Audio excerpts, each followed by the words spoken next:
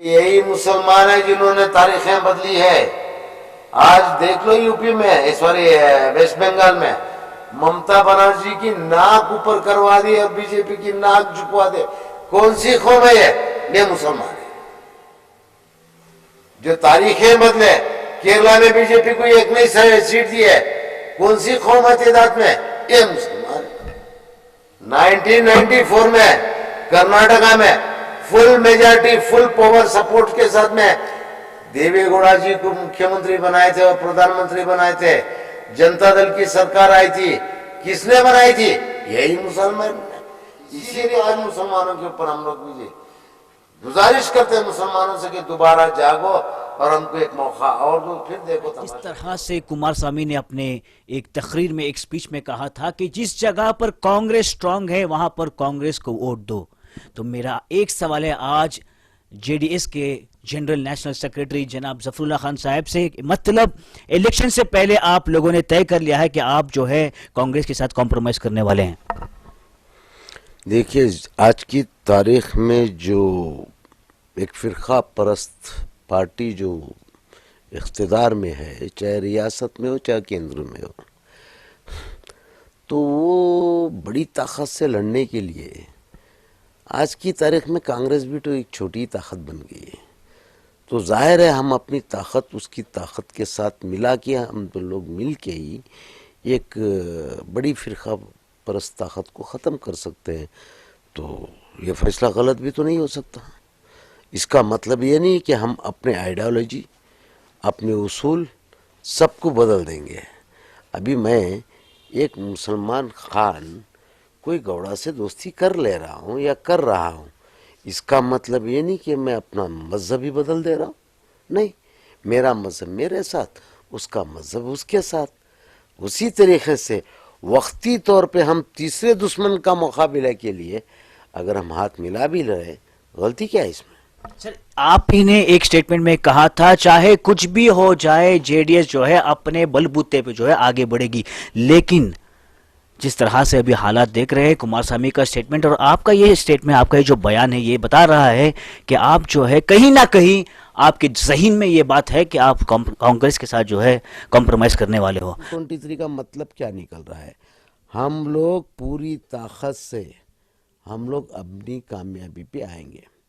अगर उस प्लानिंग के दरमियान, जैसे कि श्रीमान कुमारस्वामी जी ने कुछ कहा है, तो वो भी एक पार्ट होएगा सियासत का, लेकिन मकसद हमारा 123 का ही रहेगा।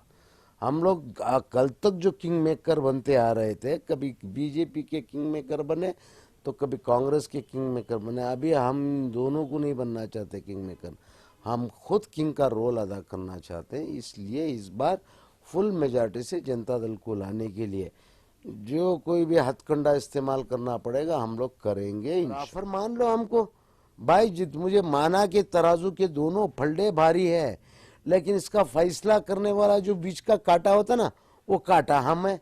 हमारे बगैर तो तुम्हारा फैसला नहीं है। तो दो हमको, हमारी अहमियत क्या है, हमारा वजन क्या है, बताओ, उसकी कीमत दो हमको मेयर दो, बाकी के सब तुम लोग बांटो आपस में बैठ के। तो क्यों उतारे? किसी के बाप का माल है, हमारी पार्टी है, हमारे डिसीजन से हमने फैसला लिया कि मुसलमानों को तजुर्बेकार बनाना चाहिए, उनको उतारना चाहिए अखाड़े में। अखाड़े में उतरे जीतने के लिए, हारने के लिए नहीं है। आपकी जानकारी के लिए, अगर ये आपकी कांग्रेस मुसलमानों से हमदर्दी कर रही है और हम पे अगर सवाल दाग रही है कि मुसलमान को क्यों टिकट दिए, तो बेखौफो तुम दे देते, तुम्हारे में तो दम नहीं है। हमने दम दिखाया, हमने मुसलमान को उतारा, तो अभी क्या बोल रहे हो कि क्यों उतारा? यह हमारी पार्टी की पॉलिसी है।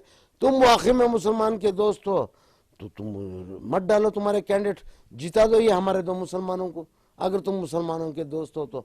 नहीं है, उतार के मैदान में तुम भी फाइट करो, देखते अगर हार गए तो हमारी हार की जिम्मेदारी कांग्रेस होगी, ये मैं कहता हूँ। हमारी बदनसीबी है कि हमारे देश पे ऐसे जिद्दी और मगरूर हुक्मरान बैठे हैं जो अपनी हरदर्मी से पीछे नहीं हटते और अपनी गलती को गलती नहीं मानते, हर गलत को सही मान रहे हैं।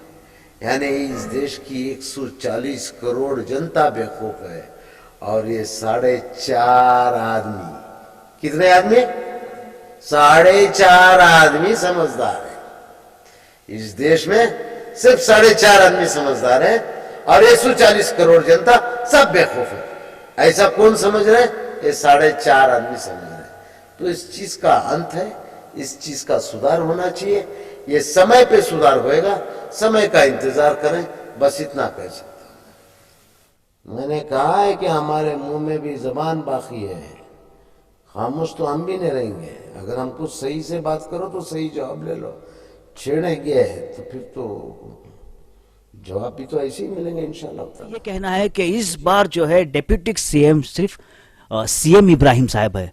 तो मैं आपसे ये जानना चाहता हूं कि जो लोग सालों से यहाँ पर मेहनत पड़ रहे हैं जेडीएस में, उनको हटा के जो जेडीएस में रहकर चले गए और फिर अब आएंगे तो हम उनको डिप्टी सीएम देंगे, ये कहाँ तक सच है और ये इसका क्या फैसला हुआ, क्या कहाँ तक इंसाफी हुई लोगों के साथ? मुझे ताज्जुब होता आपकी मीडिया पे, बेचारे सीएम इब्राहिम को सुकून से रहने तो दो यार।